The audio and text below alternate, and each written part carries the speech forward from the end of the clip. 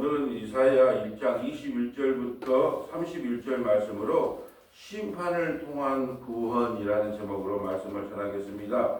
심판을 통한 구원, 주제 구절을 27절로 정해봤습니다. 27절에다 별표를 치시면 되겠습니다. 시온은 정의로 구속함을 받고, 정의가 뭘까요? 십자가가 정의입니다. 구약은 율법을 통하여 심판을 하시고, 신약시대는 예수님 이후에는 십자가를 통하여 심판을 하십니다. 이 정의가 뭐냐? 구약에는 율법을 잘 지키는 거예요. 하나님의 말씀을 잘 지켜 순종해 나가는 게 정의고, 오늘날 그 십자가 이후로는 예수님 잘 믿는 게 정의다. 이 성경적 단어를 우리가 지금 일상에 생활하는 용어로 붙이면 안 되는 건데, 자꾸 이렇게 생각하는 그 용어, 우리가 일상으로 쓰고 있는 용어를 성경에 붙이는 거예요. 자, 시온은 정의로 구속함을 받고 그 돌아온 자들은 공의로 구속함을 받으리라. 공의가 정의하고 같은 말이에요. 십자가는 공의의 현장입니다. 십자가에 매달리신 예수님을 주와 그리스도로 믿는 사람은 구원, 믿지 않으면 심판이에요. 어떻게 살았냐, 잘 살았냐, 많이 믿었냐, 몇 살에 믿었냐, 어떻게 뭐 전도 많이 했냐, 그런 걸로 정의를 내리지 않아요. 공의로, 오직 공의로 십자가에 매달리신 예수님이 주와 그리스도로 믿어지면 구원, 믿지 않으면 심판인 거예요. 오늘 제목이 심판을 통한 구원입니다. 왜 그럴까요? 하나님은 언약의 백성이기 때문에 신명기 28장에 반드시 말씀하셨거든요. 너희가 이렇게 가나안 땅에 들어가서 이렇게 행하지 않으면 난 반드시 너희에게 심판을 할 거야. 그리고 심판한 후에 그들을 돌이켜서 구원하는 게 하나님의 목적이에요. 그게 애굽에서부터 출애굽해야 가나안 땅에 인도했어요. 근데 중간에 광야에서 언약의 백성을 삼았단 말이죠. 그래서 언약을 맺었기 때문에 율법을 지키지 아니하면 반드시 너희는 심판할 수밖에 없다라는 거예요.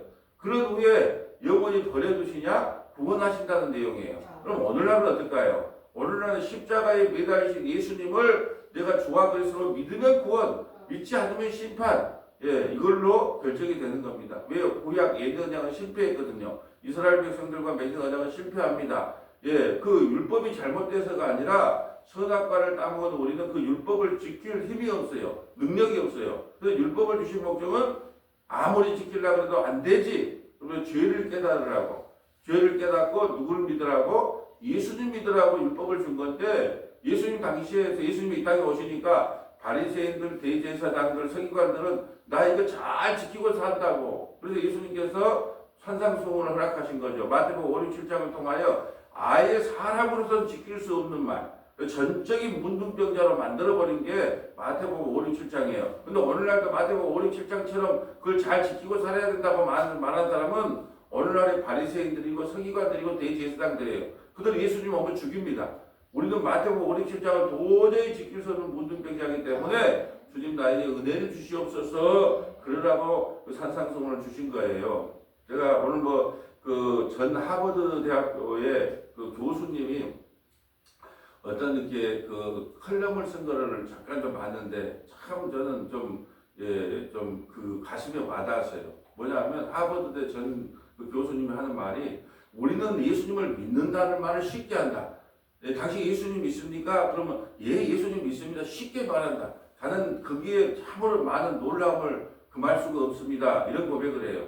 왜 그러냐면 예수님을 믿습니다라고 하는 것은 나를 믿지 않기 때문에 십자가를 지신 예수님이 가는 길을 나는 기꺼이 순종하고 따라가겠습니다라가 예수님을 믿습니다라는 표현이라는 거예요. 그래서 내 인생, 내 가치, 내 사상, 그 모든 것을 포기하고 나는 주님이 가신 그 길을 기꺼이 걸어가겠습니다라가 예수님을 믿는다는 말씀인데, 우리도 그냥 입술로는 믿습니다 그러면서 예수님을 따라가지 않는 모습을 보고 자기는 경악한다라는 거예요. 그리고 수많은 기득권이 있다는 거예요. 예수님을 믿고 따르다 보면 예수님 당시에도 대제사장이 있었고 바리새인들이 있었고 서기관들이 있잖아요. 그 로마 식민지하에 있었습니다. 수많은 기득권이 있어요. 그런데 그 기득권들과 기꺼이 싸워서 내가 지옥불에다도 나를 던져 나가겠노라고 하는 그런 결단과 각오가 없이는 주님을 따라갈 수 없다는 거예요. 수많은 기득권들은 다 힘이 좋았거든요. 여러분 마틴 루터나 칼빈이 종교개혁을 할 때 당시에요. 카톨릭이 얼마나 큰 힘을 가졌는지 몰라요. 거기에 반항을 하면 죽음이에요. 근데 죽음을 결사항정하면서 나는 오직 성경 안으로 돌아가겠다, 오직 복음을 전하겠노라 하고 기꺼이 십자가를 지는 자세로 따라갔다는 거죠. 그래서 예수님을 믿는다는 이 표현은 뭐냐면 나는 내 가치, 내 생각을 다 포기하고 기복주의, 신비주의, 인가율, 선악체계 그런 모든 것들과 싸워 나갈 뿐 아니라 다른 예수, 다른 복음, 다른 영을 전하는 그들과 저는 전투할 준비가 되어 있습니다. 기꺼이 내 목숨을 바칠 준비가 되어 있습니다. 이런 각오로 나가는 것을 예수님을 믿습니다라고 표현하는 건데 우리도 입술로는 예수님 믿습니다. 그래도 자기 원하는 대로 자기 뜻대로 다 산다는 거예요. 그런데 예수님 믿으니까 나는 천국 갈 거라 이렇게 생각하는 걸 보고 자기는 경악하지 아니할 수 없다라고 이야기를 합니다. 여러분 항상요 기득권은 커요. 그리고 개혁을 해 나간다. 앞장서서 어떤 말씀을 전하고 나간다. 그럼 반대급부는 반드시 있을 수밖에 없습니다. 우리가 1800년대에 김옥균이라는 사람이 있었잖아요. 우리나라 사람들이 너무 못 먹고 못 살아. 근데 일본에 가서 보니까 너무 문명이 발달했어. 그러니까 이 나라 이민들도 좀 잘 살게 해보겠다고 개혁을 일으켰잖아요. 그래서 왜 그 사람의 목적은 뭐냐? 이 나라 민족의 백성들이 일본처럼 좀 잘 살았으면 좋겠다. 그 꿈 하나 갖고 개혁을 일으켰어요. 근데 3.1천하로 끝났죠. 3.1천하로. 근데 3.1천하로 끝나고 김옥균의 그 몸은 사지 네 사지가 네 등분으로 나서 동서남북에다 우리나라까지 갖고 와서 일본에선가 죽었을 거예요. 근데 그 사람은 한국에 공국에 소환해가지고 동서남북에 임기참참해서 걸어 당겼단 말이죠. 그런데 어떤 일이 있었냐? 1년 후에 그 개혁을 받아들였단 말이죠. 그러니까 뭔 이야기를 하고 싶으냐? 항상 앞장서서 앞으로 나가다 보면 반드시 반대급부가 있다는 거예요. 근데 그걸 이길 수 있는 힘을 주라고 하나님께 기도하면서 앞으로 나가는 거예요. 그러니까 지금까지 개혁을 했던 사람, 앞장서서 갔던 사람들은 전부 기득권에 대해서 조롱을 받고 비난을 받아요. 그래서 그런 생각이 드는 거예요. 한 몸, 그 한 몸 내가 이게 맞다, 이 복음이 맞다고 하면 기꺼이 목숨까지도 버리겠다는 거예요. 그거의 인정받기 없다 하는 거 내려놓고 나가야 된다는 거예요. 그리고 좋은 아빠가 되는 거, 좋은 남편이 되는 거, 좋은 아내가 되는 거, 또 좋은 목사가 되는 거, 그런 것도 평판도 다 내려놓고 오직 십자가를 주님과 함께 지고 묵묵히 그 길을 가야 되겠다. 그것이 예수 믿습니다라는 표현이지. 세상에서도 인정받고 사람에게도 칭찬받고 형제들에게도 인정받고 친구들에게 인정받고 교인들에게 좋은 목사 소리 듣고 그리고 그 길을 따라갈 수가 없다는 거죠. 여러분 예수님도 그때 당시에는요 2단이었어요. 2단의 괴수였어요. 왜요? 기득권이 갖고 있는 사상을 벗어나기 때문에. 바리새인들 너희도 아니다. 그리고 서기관들 너희도 아니다. 사두개인들 너희도 아니다. SNF파 너희도 아니다. 가룟 유다가 속한 열심당원 그것도 아니다. 오직 예수 그리스도 나를 따라와야 구원을 받는다고 하니까 다 부정시킨 거잖아요. 여러분 우리를 부정시키면 기분 나빠요. 그러잖아요. 우리를 해치다고 부정시키면 너무 고통스럽거든요. 그게 바로 선악체계예요. 선악체계 우리가 지금까지 알고 배웠던 모든 체계들이 성경을 통해서 무너지는 거예요. 그래서 에레미야 1장 30절에 뭐라 그럽니까? 먼저 무너뜨리고 파괴하고 쓰러뜨리고 완전히 쑥대밭을 만든 후에 심고 거둔다는 거예요. 그것이 뭐예요? 인가율, 우리 속에 있는 그것이 사상이 무너지지 않으면. 그래서 신앙생활할 때 이 말씀을 받아들이기 제일 힘든 사람이 뭐냐면 오랫동안 신앙생활 한 사람들.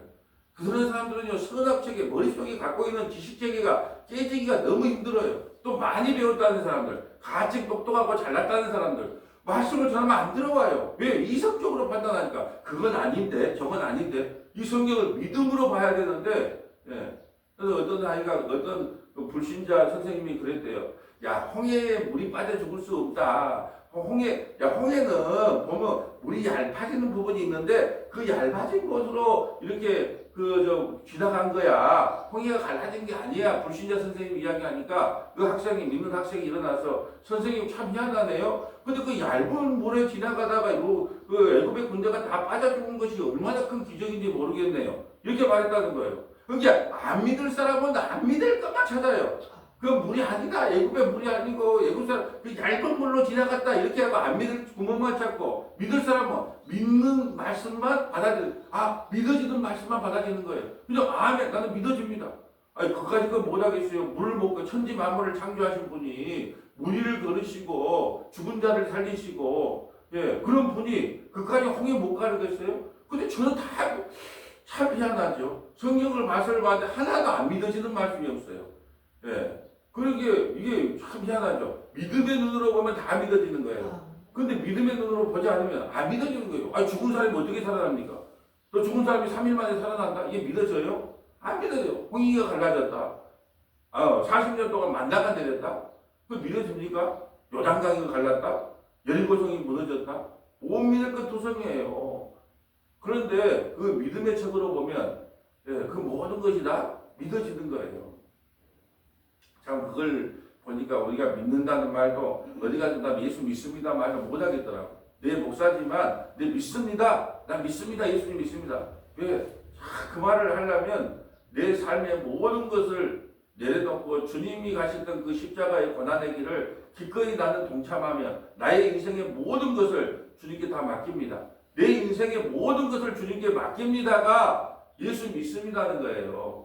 나는 내 인생의 일부는 돈에 맡깁니다. 내 인생의 일부는 명예에 맡깁니다. 내 인생의 일부는 연금에 맡깁니다. 내 인생의 일부는 자식에게 맡깁니다. 그건 예수 믿는 게 아니에요. 내 인생의 모든 것을 나는 예수님께 기꺼이 맡깁니다. 그래서 주님이 어디로 인도하든지 간에 나는 기꺼이 그 고난과 환난을 감수하며 주님만을 따라가겠습니다. 라는 것을 예수 믿습니다 라고 하는 거예요. 그러니까 어디 가서 예수 믿습니다 하면 이런 결단이 없으면 예수 믿습니다 말하기가 부끄럽더라고요. 내 자신을 다시 돌아보게 되었어요. 참 내가 어디 가서 예수 믿습니다 라고 과연 말할 수 있는가?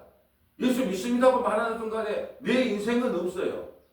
예수의 인생만 있는 겁니다. 왜? 예수님께 모든 인생을 맡겼기 때문에 너 저리 가 그러면 네 이리 가 네 10명 목회하고 와 그만둬 기꺼이 주님이 따라가는 그 길을 따라가는 것을 예수 믿습니다 라고 고백한다는 것.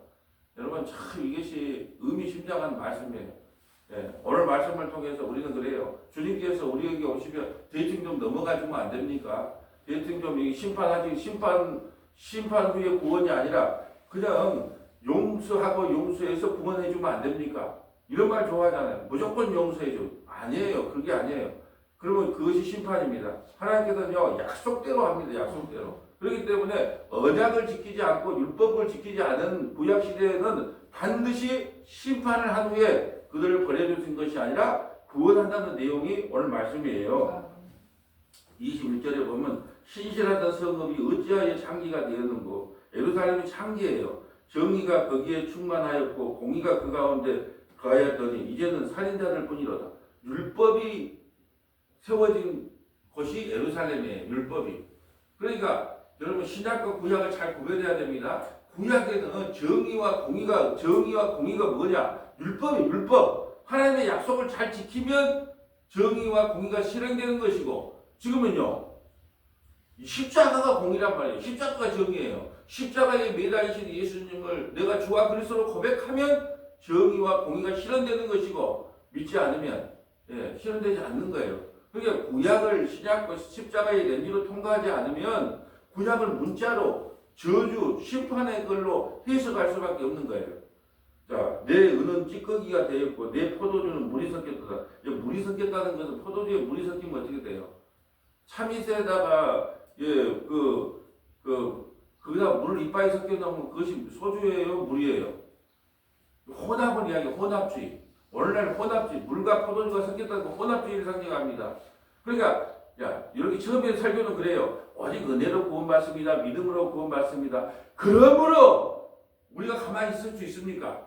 그러면 또 나가는 거예요. 그러므로 우리가 주일 성수도 잘해야 되고 11조도 잘해야 되고 전도도 해야 되고 그래야 하나님이 기뻐하지 않습니까? 그러니까 처음에 시작할 때는 오직 은혜, 오직 믿음으로 시작하는 것 같아요, 설교가. 근데 끝에 가면 그러므로 우리는 이렇게 살아야 됩니다. 저렇게 해야 됩니다. 근데 그것이 맞는 설교라고 생각하는 게 문제예요. 왜? 그렇게 배워갖고 들어갔기 때문에.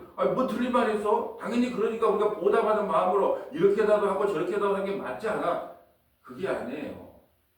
그게 바로 혼합주의예요. 오직 믿으면 오직 믿음, 오직 은혜면 은혜. 그래서 여러분 사람이 목사한테 적용받으려고 하면 안 돼요. 오늘 말씀을 통해서 그런 목사님과 어떻게 살으라고요? 그것은 성령께서 각자 마음에 똑같은 말씀을 해도 하나님께서 적용을 각자 다르게 해야 맞아요. 근데 목사가 적용을 시켜주는 거예요. 첫째, 그러면 오늘 말씀을 들었지 않습니까? 심판받지 않기 위해서는 주일 성수 잘해야 됩니다.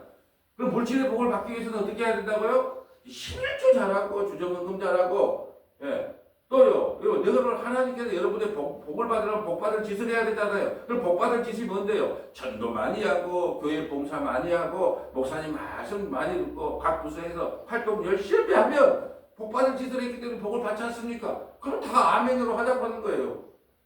그러니까 이게 오직 은혜, 그냥 오직 은혜만 전하는 거예요. 오직 믿음만 전하는 거예요. 왜요? 그러면 하나님께서 각자 성도들에게 성령께서 적용을 시켜줘요. 이런 마음으로 저런 마음으로. 근데 목사가 적용을 하면 획일화가 돼요. 성령께서 이런 감동을 주게요. 제가 예전에 처음에는요 원고를 다 썼어요. 할렐루야 주일예배에 참석하신 여러분을 환영하고 사랑하고 축복합니다. 앞뒤 좌우로 인사 나누세요. 그러면서 다 그냥 썼어요. 근데요 원고를 쓸 때하고 안 쓸 때하고 뭐가 제일 큰 차이가 나는 줄 아세요? 원고를 쓰면 그 가운데서 벗어나지를 못해요. 그냥 그것만 갖고 이야기를 합니다. 근데 원고를 안 쓰고 설교, 밑에서 설교 준비를 다 해요. 몇 번 보고 읽고 막 다 해요. 그리고 와서 성경책만 갖고 옵니다. 그럼 어떻게 되냐? 그냥 하나님께서 그냥 전하라는 말씀을 그냥 전할 수 있더라고. 그 제한을 받지 않더라고요. 근데 만약에 원고를 쓰면 제한을 받아. 원고 쓰는 게 나쁘다는 게 아니에요. 흩어지지 않은 게 좋은 점도 있어요. 딱딱 맞아떨어지니까 좋은 점도 있는데 저한테는 안 맞더라는 거예요. 그냥 성령께서 주시는 감동, 밑에서 하나님께서 말씀을 묵상하고 와서 하나님께서 주신 감동을 그냥 그대로 쏟아내는 게 저한테는 맞더라고요. 제한이 없기 때문에. 마치 우리가 어떤 적용을 시킬 때도 목사님 그러면 어떻게 살라고요? 꼭 적용을 하라고요. 뭐 적용을 시키라. 같이 성령 받은, 나도 성령 받고 여러분도 성령 받았으니까 성령께서 이 말씀을 듣고 깨우다듬을 각자에게 주면 그 뜻대로 살면 되는 거예요. 근데 왜 자꾸 목사를 기대려고 그럽니까? 그래서 목사가 우상이 되는 거예요. 근데 목사는 말씀을 풀어서 설명만 하면 하나님께서 오늘 내가 이 말씀을 들으니까 이런 감동을 주는구나 저런 감동을 주는구나 그럼 각자 알아서 살면 되는 거예요. 왜요? 각자 다 성령을 받았으니까 감동이 틀려야 맞지요. 근데 어떻게 똑같이 이 말씀을 듣고 획일화를 시킬 수가 있냔 말이죠. 그래서 그렇게 획일화시키는 목사를 뭐가 있다? 카리스마가 있다. 우리 목사님은 카리스마가 있다. 여러분 카리스마가 있으면 나중에 어떻게 되는가요? 타락의 길을 갑니다. 카리스마가 넘치면 어떻게 돼요? 자식에게 세습을 합니다. 카리스마가 없으면 가야금 세습을 못해요. 무서워갖고. 근데 카리스마가 있으니까 누가 감히 남한테 대들어? 이렇게 하고 카리스마가 있으니까 꼼짝 못하고 공동회의를 열어도 그냥 나를 따르는 사람이 이렇게 많은데 그까지 반대가 뭐 필요해? 그리고 카리스마 있는 사람이 세습하잖아요. 근데 카리스마 있는 목사를 좋아해. 그러니까 참으로 답답천국이야 답답천국. 여러분 예수님을 따라가면은 기꺼이 예수님이 따라갔던 그 길을 가야죠. 쫓겨나면 쫓겨났는갑다. 십자가에 죽으라면 죽은갑다. 그 길을 가야지. 뭐 카리스마를 목회합니까? 그러면서 또 이런 말을 잘하죠. 서로 사랑합시다. 얼마나 나는 교회에서 서로 사랑합시다 말 잘 안 해요. 왜? 얼마나 사랑이 없으면 맨날 교회 오면 사랑합시다. 사랑합시다. 나는 어떤 국회의원을 안 뽑는 줄 알아요? 국민을 위한, 국민을 향해서, 국민을 위해서 잠도 못 자고, 국민. 그런 사람들은요, 얼마나 국민을 사랑하지 않는 국민 그럴 거예요. 국민을 사랑하는 사람은 그냥 말도 안 해요. 그냥 묵묵히 예민의 정신으로 정치를 합니다. 근데 안 하니까 사랑하는 거예요. 자, 23절 볼까? 내 고관들은 폐역하며 도둑과 짝하며 다 내부를 사랑하며 자 예물을 구하고 고아를 위하여 신원하지 아니하며 과부의 송사를 수리하지 아니하는 것. 지금요 이사야가 이 말을 할 때 쉽겠어요?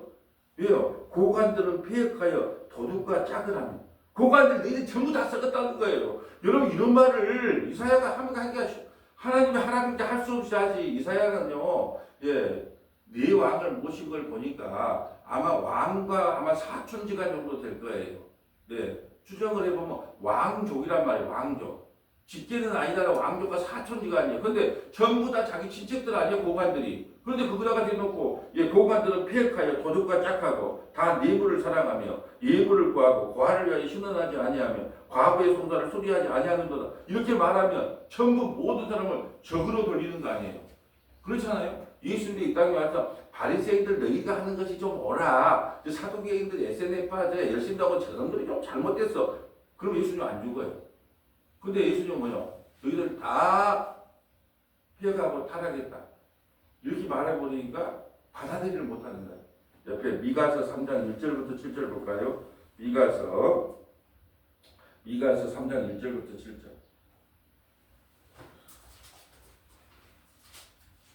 미가서 3장 1절부터 7절.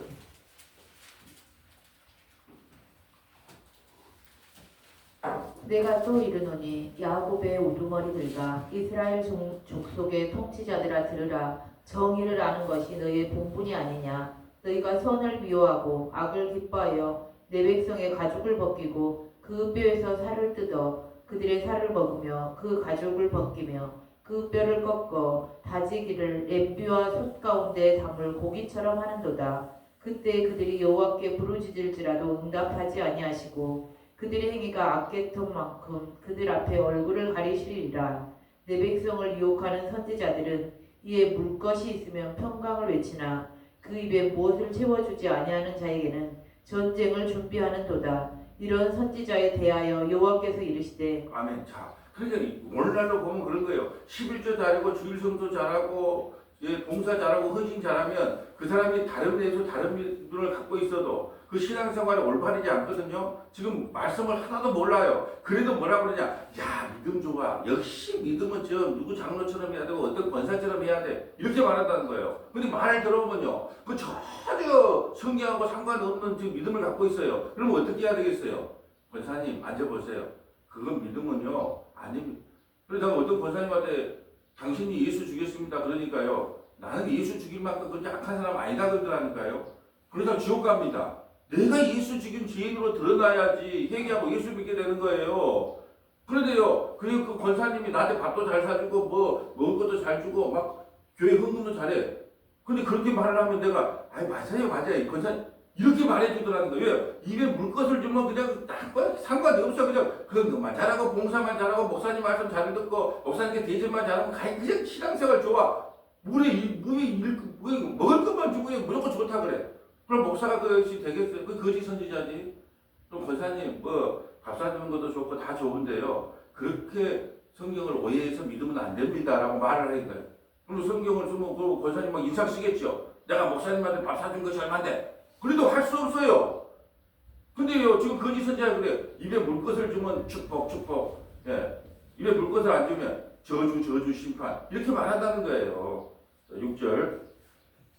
그러므로 너희가 밤을 만나리니 이상을 보지 못할 것이요 어둠을 만나리니 점치지 못하리라 하셨나니 이 선지자 위에는 해가 쳐서 낮이 캄캄할 것이라. 성견자가 부끄러워하며 술객이 수치를 당하여 다 입술을 가릴 것은 하나님이 응답하지 아니하시거니와. 아멘. 여기까지 보세요. 하나님은 응답하지 않아요. 하나님은 응답하지 않는데 뭘로 말씀드릴까요? 자기 생각으로 하겠죠. 지금 그 상태나 지금 이사야 상태나 똑같아요. 미가야 때나 이사야 때나 그 시기가 같은 시기에 기록되기 때문에 고관들이 다 타락했다는 거예요.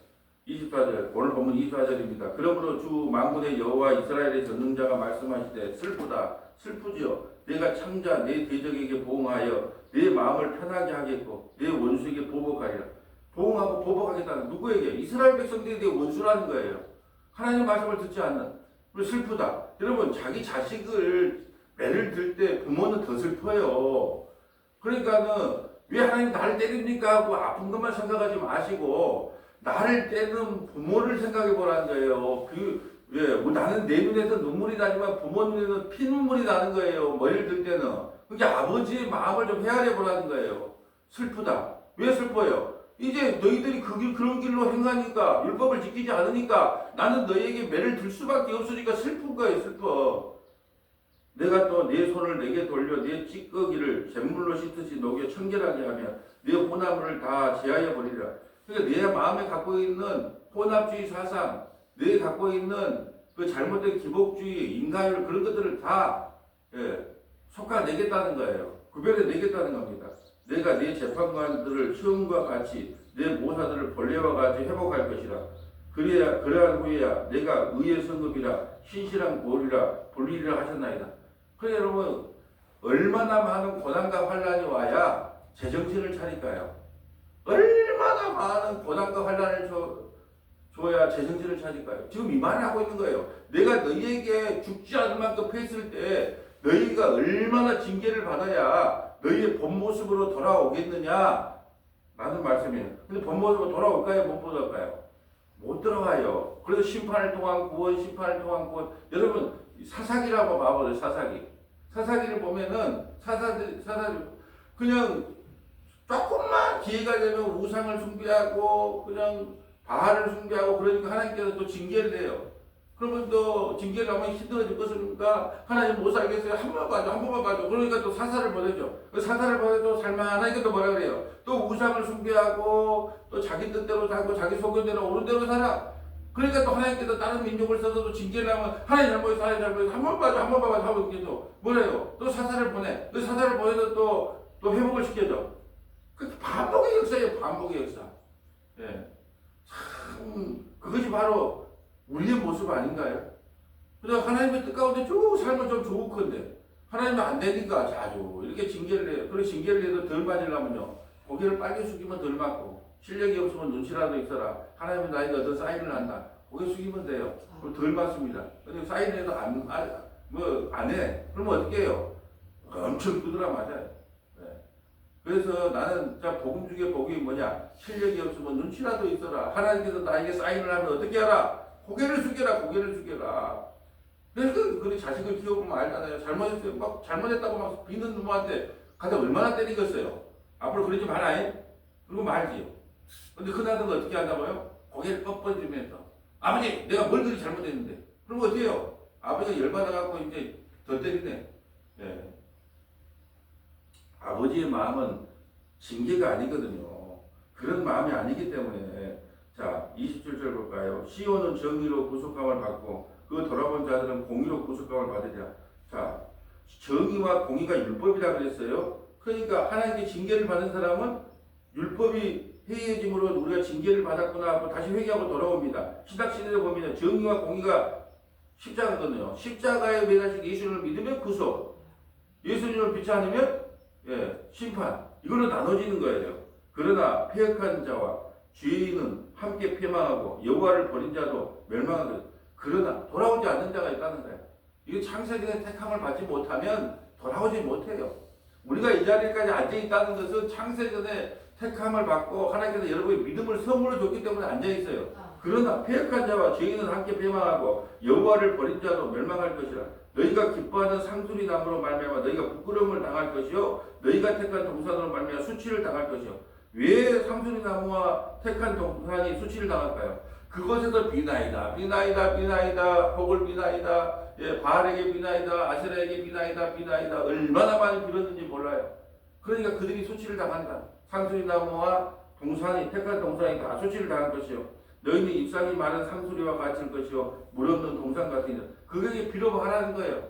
바알과 아세라에게 빌어보라는 거예요. 그걸 책임져 줄 수 있는가? 뭐 책임져 준다. 여러분 어디 보니까 그런 거예요. 돈이 많으면 95%의 문제가 해결되고 감사의 삶을 살면은 인생의 80%가 평안해지고 잠을 잘 자면 90%의 건강이 해결되고 운동을 열심히 하면 80%의 건강은 보상되고 막 그런 거 있더라고. 근데 100%는 없더라고. 나 봤는데 100%는 없더라고. 잠이 제일 많더라고. 잠을 잘 자면 건강의 90%는 해결된다. 그런데 100%는 없어. 왜 그럴까요? 어제 우리가 평안의 복음의 신을 신고라고 했잖아요. 평안은요, 우리가 어떤 요구하고 바라는 것들이 다 이루어진다고 평안이 오지 않아요. 평안의 실천이 예수님이에요. 예수님이 내 안에 거하여서 내를 다스리고 통치해줘야 평안이 오는 거예요. 환경은 똑같은데, 환경은 변한 것이 하나도 없는데 예수님이 나를 장악하면요 그냥 편해요. 그냥 좋아요. 아파도 좋아요. 망해도 좋아요. 예, 슬퍼도 좋아요. 근데 마음이 편안하네. 근데 가진 것 누린 거 다 많아. 집도 있어, 차도 있어, 자식도 잘 돼, 돈도 연금도 많아. 그런데도 마음이 늘 불안해. 이게 하나잖아요. 평안은 우리의 복이 아니에요. 예수 안에 있으면 100% 평안이에요. 근데 세상에 어떤 것도 완벽하게 90%, 85%, 70% 이런 것들은 줄지 몰라도 100%의 평안은 우리에게 임하지 못한다는 거죠. 자, 31절. 강한 자는 삼오라기 같고 그의 행위는 불티 같아서 함께 탈 것이라. 끌 사람이 없어요. 강한 자는 삼오라기가 뭐예요? 대충 옷을 걸쳤는데 금방 타버리는 옷. 우리가 저기 스펀지 같은 거 이렇게 마감 처리하지 말라고 하는 게 뭐예요? 불이 붙으면 금방 차버리는 거예요. 근데 강한 자는 아무리 지가 강해도 하나님께서 아수르 군대 18만 5천 명이 쳐들어와서 히스기야 때 천사 한 명으로 18만 5천 명이 죽인 것처럼 강한 자, 그거 하나님께서 내 강한다, 나 힘이 있다, 나 이거 믿을 구석 많다. 하나님께서요 쓸데없는 소리 하지 말고 툭 치면 가는 거예요. 우리가 내일 살펴보겠지만은 그런 거예요. 말이래. 주님이 다시 오시면 내가 갖고 있는 돈, 아이고 창고를 더 짓자. 아이고 이 영혼아, 불쌍한 영혼아, 너를 오늘 밤에 데려가면 이 모든 것이 누구에게 되겠느냐. 이 어떤 사람은 돈을 새가닥에 벌어가지고 자식 좋은 말 하다가 그냥 가요. 그냥 자식이 얼마나 생각해 주겠어요. 그런데 부자는 뭐예요? 더 짓자, 더 벌자. 그런데 네 영혼을 지옥 찾으면 이 모든 것이 다 누구의 것이 되겠느냐. 근데 강한 자가 뭘 필요가 있어요? 주님이 오늘 오라 그러면 가야죠. 우리가 내일 다시 만나자는 보장이 어디가 있습니까? 오늘이라도 주님이 가자 그러면 가는 거죠. 참으로 뭐 광주에서 안타까운 일이 있었다는 그 여고생. 참으로 그냥 부모의 심정을 생각하니까 가슴이 찢어지는 거예요. 누가 그럴 줄 알았겠습니까? 누가 그 변을 당할 줄 누가 알았겠어요? 우리 인생은 모르는 거예요. 그런 안타까운 일이 생길 줄 누가 아무도 몰라요. 이게 내일 보자는 말 없어요. 그냥 내일 보자는 말은 하나님의 용어예요. 그 약속도 한 달 뒤에 여행 가자. 그것도 하나님의 용어예요. 하나님이 허락해야 뭐 한 달 뒤에 여행을 가서 뭘 가지. 하나님이 허락하지 않으면 한 달 뒤에 여행 가겠습니까? 못 가죠. 자, 지금부터는 또 심판을 통한 구원이었으니까 심판을 통한 구원에 대해서 쭉 한번 또 연계를 해볼게요. 자, 스가랴 7장 8절부터 14절, 스가랴 7장 8절부터 14절, 스가랴 8장 1절부터 8절, 스가랴 8장 1절부터 8절, 말라기 3장 1절부터 5절, 말라기 3장 1절부터 5절, 요한복음 5장 24절부터 27절, 요한복음 5장 24절부터 27절, 고린도후서 5장 14절부터 21절, 고린도후서 5장 14절부터 21절. 자, 스가랴 7장 8절 가볼까요? 스가랴 또 심판을 통한 구원이에요. 학계 스가랴는 바벨론 포로에서 들어왔을 때예요. 포로 생활을 하고 들어와도 철이 든다 안 든다? 안 든 거예요. 바벨론 70년 포로 생활에도 철이 안 들어 인간은. 스가랴 7장 8절부터 14절.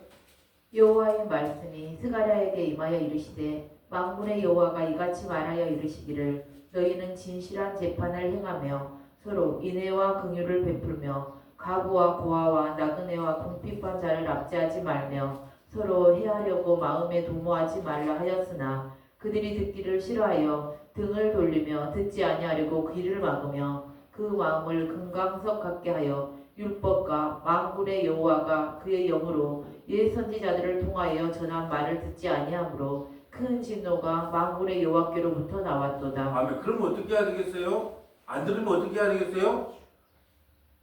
오늘 제목이 뭐예요? 심판해야 되잖아요. 안 들으니까 하나님이 이렇게라고 율법을 줬는데 안 지키니까 심판을 하는 거예요. 이게 심판이 먼저 일어난다니까요. 그런 심판 후에 뭐가 일어난다? 지금 뭐 7장을 봐서 뭐 8장은 뭐겠어요? 구원이잖아요. 구원. 뭐 자매도 덜 깨서 그런 줄은 알아요. 근데 7장은 뭐냐? 심판. 이렇게 하라는데 안 들었어. 그래 너 어떻게 하겠느냐? 심판 받아요. 8장. 그렇지만 난 너를 구원한다는 거예요. 자, 13절.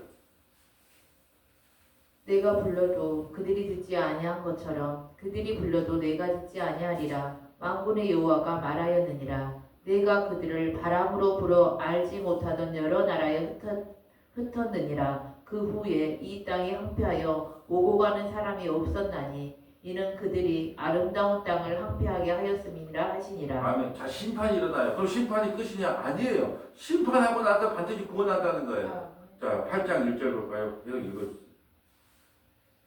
만군의 여호와의 말씀이 임하여 이르시되 만군의 여호와가 이같이 말하노라. 내가 시온을 위하여 크게 질투하며 그를 위하여 크게 분노함으로 질투하노라. 여호와가 이같이 말하노라. 내가 시온에 돌아와 예루살렘 가운데에 거하리니 예루살렘은 진리의 성읍이라 일컫겠고 만군의 여호와의 산은 성산이라 일컫게 하리라. 만군의 여호와가 이같이 말하노라. 예루살렘 길거리에 늙은 남자들과 늙은 여자들이 다시 앉을 것이라. 다 나이가 많음으로 저마다 손에 지팡이를 잡을 것이요 그 성읍거리에 소년과 소녀들이 가득하여 거기에서 뛰놀리라. 만군의 여호와가 이같이 말하노라. 이 일이 그날의 남은 백성의 눈에는 기이하려니와 내 눈에야 어찌 기이하겠느냐. 만군의 여호와의 말이니라. 만군의 여호와가 이같이 말하노라. 보라, 내가 내 백성을 해가 뜨는 땅과 해가 지는 땅에서부터 구원하여 내고 인도하여 나가 예루살렘 가운데에 거주하여 하리니 그들은 내 백성이 되고 나는 진리와 공의로 그들의 하나님이 되리라. 아멘. 자, 심판을 통한 것. 그러니까 하나님이 율법을 줘도 인간은 지키지 않아. 그러니까 하나님께서 어떻게 해야? 심판할 수밖에 없어. 근데 심판이 끝이냐? 아니에요. 다시 하나님께서 자기 백성을 구원해 내신다는 거예요. 이게 다 그림 언어잖아요. 그림 언어면 5절에 그 성읍거리에서 소년과 소녀들이 가득하고 뛰놀리라. 이게 구약은 그림 언어예요. 구약은요 화면이에요. 화면을 보면 잘 알 수가 없어. 저기 뭔 뜻이지? 신약은 자막이에요. 그래서 통전적으로 해석해라. 구약과 신약을 연결하면 화면과 자막을 동시에 보니까. 예. 아니 그거 뭐 영어로 말을 하면은 그 영화 나오면은 영어 잘하는 사람이야 금방 알아먹지 마. 자막이 아니면 그게 뭔 소린가 그러잖아요. 이 구약만 봐갖고 이게 뭔 소린가라고 할 수밖에 없어요. 그래서 반드시 통전적으로 해석해야 돼요. 자, 아벨과 가인이 예배를 드렸어요. 근데 왜 가인 예배는 안 받고 아벨 예배는 받았다고 말해요? 뭘로 드렸다 그래요? 히브리서에 아벨은 가인보다 더 나은 예배를 드렸으니 어디 믿음으로 드렸다는 거예요. 그러면 뭐 양을 잡았으니까 받았고 농사 지은 걸로 했기 때문에 안 받았다 그런 말 쓸데없는 그런 말을 어떻게 자신 있게 하는지 몰라. 아니에요. 믿음으로 드렸기 때문에 히브리서에 연결시켜야 된단 말이죠. 믿음은 믿음으로 드렸고 가인은 믿음으로 안 드렸기 때문에 안 받는다는 거예요. 그래도 신약과 구약을 통전적으로 보지 않으면 성경을 온전히 해석할 수가 없는 거예요. 그래서 성경 해석 방법 5번째가 뭐라? 통전적으로 해석해라. 구약과 신약을 연결해서 해석해라. 자, 말라기 3장 1절부터 5절 볼까요? 말라기 이제 말라기 틀어졌어. 말라기 3장 1절부터 5절. 자, 말라 비틀어졌기 때문에 말라기예요. 선지자 이름이 말라기예요. 선지자 이름이 말라기예요. 자, 말라 비틀어진 거 볼까요? 자, 만군의 여호와가 이르노라. 보라, 내가 내 사자를 보내리니 그가 내 앞에서 길을 준비할 것이요 또 너희가 구하는 바 주가 갑자기 그의 성전에 임하시리니. 자, 죄송합니다. 이게 이 3장을 알려면 2장 10절 11절 한번 읽어주시겠어요? 2장 10절 11절 이런 심판 가운데서도 어떻게 3장이 구원을 하는 걸 봐야 되니까요. 2장 10절 우리는 한 아버지를 가지지 아니하였느냐? 한 하나님께서 지으신 바가 아니냐? 어찌하여 우리 각 사람이 자기 형제에게 거짓을 행하여 우리 조상들의 언약을 욕되게 하느냐? 유다는 거짓을 행하였고 이스라엘과 예루살렘 중에서는 가증한 일을 행하였으며 유다는 여호와께서 사랑하시는 그 성결을 욕되게 하여 이방신의 딸과 결혼하였으니. 아멘. 그러니까요. 이렇게 되면 또 어떻게 해야 되겠어요? 오늘 제목이 뭐예요? 심판. 그러면 3장은 또 어떻게 하겠어요? 구원. 심판과 구원. 심판이 먼저고 구원이 나중에 주어지는 거예요. 자, 3장. 그래서 한번 3장 1절 봅시다. 만군의 여호와가 이르노라. 보라, 내가 내 사자를 보내리니 그가 내 앞에서 길을 준비할 것이요 또 너희가 구하는 바 주가 갑자기 그의 성전에 임하시리니 곧 너희가 사모하는 바 언약의 사자가 임하실 것이라. 자, 언약의 사자가 누굴까요? 세례 요한이에요. 언약의 사자. 언약의 사자가 와서 뭐라 그래요? 길을 예비하잖아요. 회개하라 천국이 갖고 왔느니라. 또 세례 요한은 낙타털을 입고 회개하라 천국이 갖고 왔다 하면서 주의 길을 곱게 하는 사람이에요.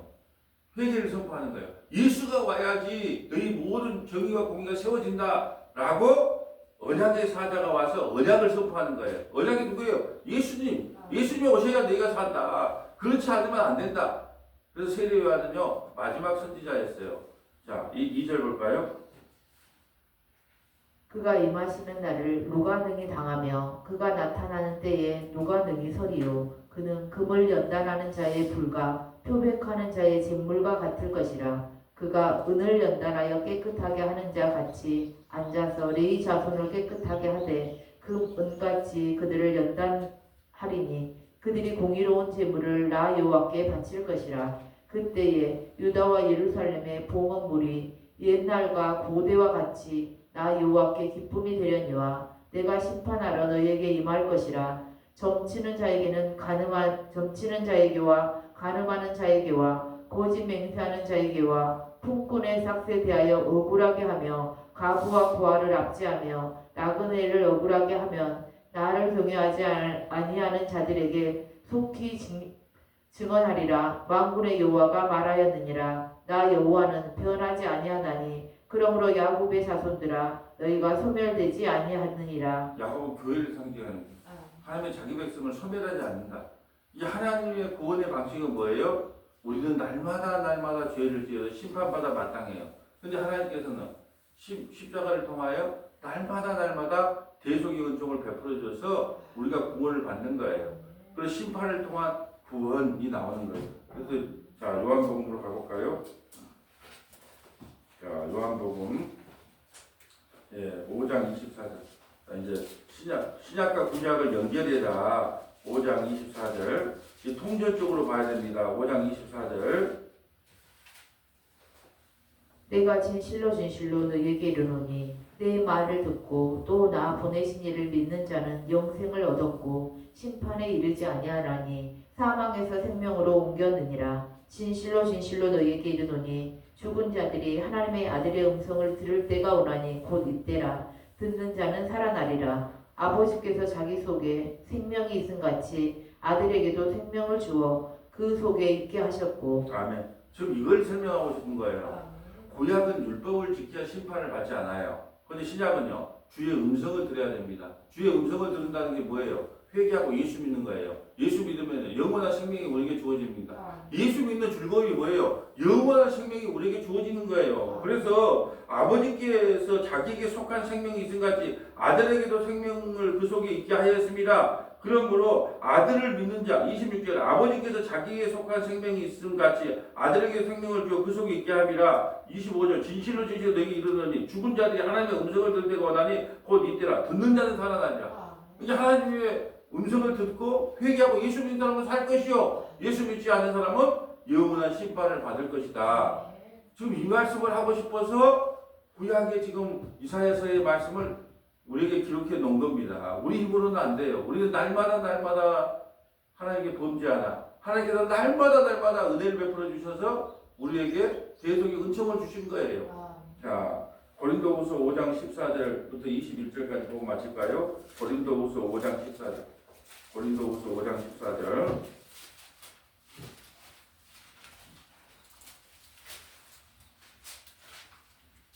그리스도의 사랑이 우리를 강권하시는도다. 우리가 생각하건대 한 사람이 모든 사람을 대신하여 죽었은즉 모든 사람이 죽은 것이라. 그가 모든 사람을 대신하여 죽으심은 살아있는 자들로 하여금 다시는 그들 자신을 위하여 살지 않고 오직 그들을 대신하여 죽었다가 다시 살아나신 이를 위하여 살게 하려 함이라. 그러므로 우리가 이제부터는 어떤 사람도 육신을 따라 알지 아니하노라. 비록 우리가 그리스도 육신을 따라 알았으나 이제부터는 그같이 알지 아니하노라. 그런즉 누구든지 그리스도 안에 있으면 새로운 피조물이라. 이전 것은 지나갔으니 보라 새 것이 되었도다. 아멘. 예수 믿기 전에 우리가 어떤 삶을 살았든지 간에 예수 믿고 나면 하나님께서 우리를 새로운 피조물로 인정해 주는 거예요. 우리는 태어나면서부터 누구의 후손이에요? 아담의 후손이에요. 죄인으로 태어나단 말이죠. 근데 어느 순간에 성령이 임하여 회개하고 예수 믿으면 새로운 피조물이에요. 과거를 묻지 마세요. 따지지도 않아요. 하나님께서는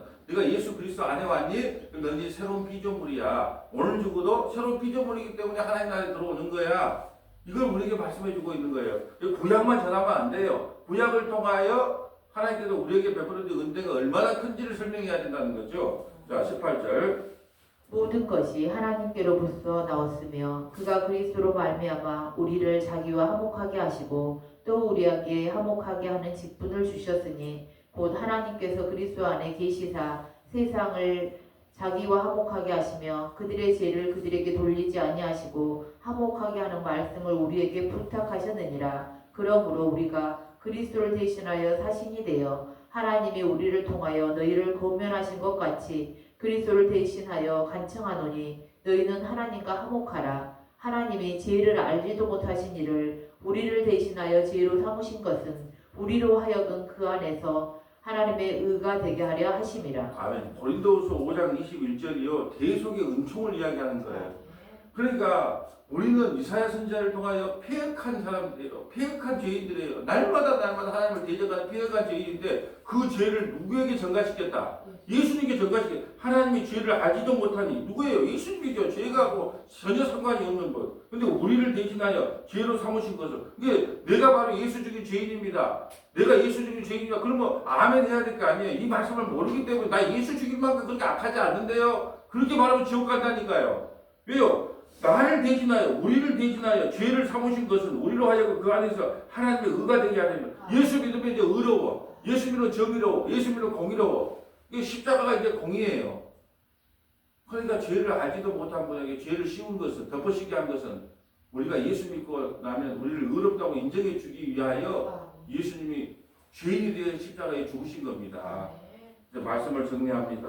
여러분 주님께서는요 우리를 할 때 그냥 우리가 잘못된 길로 가면 그냥 없던 걸로 하지를 않아요. 그냥 어떤 사인을 보내요. 징계를 내립니다. 근데 징계가 끝이 아니에요. 하나님께서 그 왜 징계를 내리냐? 너 그 길로 가면 안 돼. 너 그 길로 가면 안 돼. 큰일 나. 나 떠나게 돼. 그러니까 여러분 기도해도 잘 안 들어주잖아요. 여러분이 기도한 거 다 들어주면 이 아침에 안 앉아있기 때문에 우리는 근데 안 들어주면 난리 부르스를 치잖아요. 왜 안 들어줍니까? 하나님 살아계십니까? 그거 들어주면요 우리를 떠나요.